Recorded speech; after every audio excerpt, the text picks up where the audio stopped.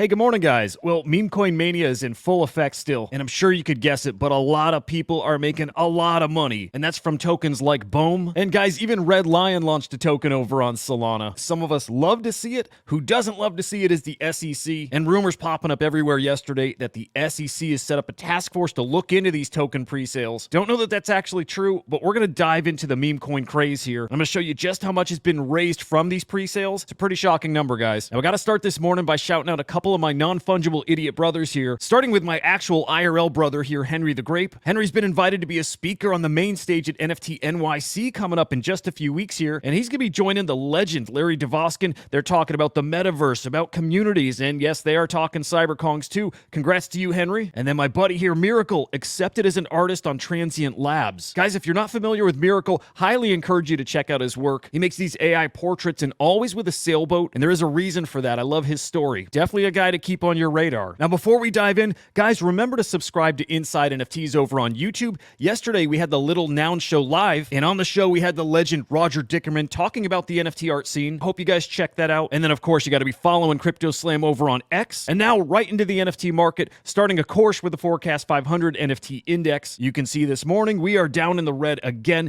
down 2.08%. It is a bloodbath in crypto, and hey, maybe I go viral saying that. But you see it right here. Bitcoin down 7%, Ethereum down almost 10%, even Solana down 16, almost 17%. But guys, if you've been around, I think you're not even a little spooked by this. And really the same with NFT sales, because in context, compare it to where we were at a few months ago, and we're still up in a tremendous way. Yesterday, cross-chain sales coming in at 43.4 million. Unique sellers, buyers, and transactions actually all up. Average sale price down, of course, because crypto is down. And trade profits still well over $1 million. Yesterday, 2.5 million. Now, your top NFT collections yesterday, of course, we're looking at CryptoSlam. The General Ordinals collection is your #1 collection. That's followed by the Mad Lads, Node Monkeys, D-Market. Skipping number 5 there, going right to the CryptoPunks, Mutant Ape Yacht Club, the Bored Ape Yacht Club, Tensorians, Famous Fox Federation, and Pandora rounds out your top 10. Ethereum, your top blockchain by sales volume with just over 12 million in sales. And now a quick look at your top NFT sales. Those first 3 autoglyphs are actually all loans, so CryptoPunks are leading your top 10 NFT sales. So you see yesterday, just a pretty average day in the NFT space. CryptoPunks, Node Monkeys, Bored Apes. Now guys, our top story yesterday, well, it is NFT Nick, and it's not him choosing rich. Instead, it's him breaking some pretty major news. Yeah, yesterday morning, Nick breaking news that Nike is apparently getting rid of the Artifact brand. Guys, remember, this was just about 2 years ago that Nike purchased Artifact, and I think it was for around $1 billion. But that's some pretty serious news to break, and I'll tell you, I really do believe Nick here. Because if this is just a publicity stunt, I think he could get in serious trouble. I actually think he's got some good inside sources and probably is telling us some real breaking news here. These type of stories spook me because we have Starbucks shutting down their Odyssey NFT program, and now we're hearing that Nike's shutting down Artifact, and I ask here, do they know something that we don't? So, big news if true, and just a reminder, you gotta be very careful with NFTs still. This is all highly speculative stuff. Okay, now leaning into the speculative stuff, guys, let's get into those meme coins. So like I said at the start, and like you're well aware, meme coins, that has been the entire narrative of this space for probably the past 3 or 4 weeks. And Zach XBT breaking down for us who the real winners are, and that is the guys who are launching these tokens via pre-sales. So, Zach here showing us 27 of the top pre-sales we've seen over the past few weeks, and those 27 pre-sales have raised $122.5 million. I'll tell you this, I recognize some names on here, and yeah, there are definitely scammers on this list. But really, I think meme coins are important, and for all the reasons Kevin Abosh spells out here. I'm gonna link to this tweet in the comments of this YouTube video, but meme coins, I agree, a culturally significant phenomenon because it's a combination of internet culture, financial speculation, and these community-driven movements. All that wrapped up in a digital asset that you can attach value to, but it doesn't have to have it. But the fact is, it might be funny to us. It's sure as heck not funny to the SEC. So those people on that pre-sale list, some of them should expect to be in big trouble. I'll keep you updated if we get any developments on that. Okay, excited to get to some actual NFT news here. The CyberKongz have been ramping up to the release of Play and Collect over on the Ronin blockchain, and it looks like that's arriving in 3 phases. First, I noticed that VX Kong is all decked out in gear that you win from the game. Phase 2 looks like the Play and Collect game launch itself, but what is Phase 3 here? Well, that just may have something to do with this teaser video they dropped yesterday. It looks like tiered adventure runs based on the gear you're using, new kinds of rewards in your game, and mystery boxes. Hell yes to that. Now, this is actually one of our biggest stories yesterday too.